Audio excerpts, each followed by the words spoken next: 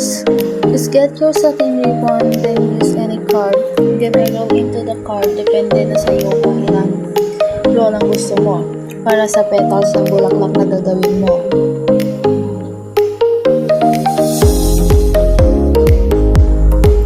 Next, ikat ito at tanggalin ang nakalagay na card at hatiin mo and hawakan ng mabuti para pantay ang pagkakagupit.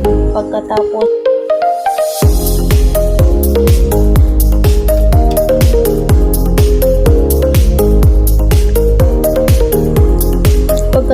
ay sunugin ng kaunti gamit ang lighter sa bawat duro para hindi malagas yung ribbon.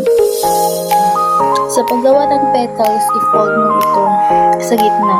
Gawin parang letter L, then fold. Magiging parang maliit na bahay. Baliktarin ito and i-fold ulit. Magiging maliit na eroplano siya. Then fold both side at sunugin sa dulo para magkaroon ng petals. Ulitin ang lahat ng process.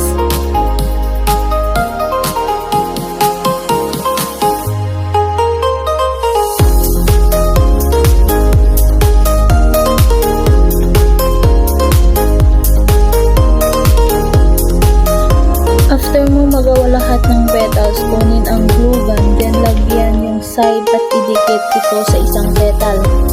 Ulit-ulitin mo lang iyon at makakagawa ka na ng bulaklak. Depende sa nagawa mo na petal, ang laki ng bulaklak. Depende na sa'yo if may lalagay ka ng design niya sa gitna.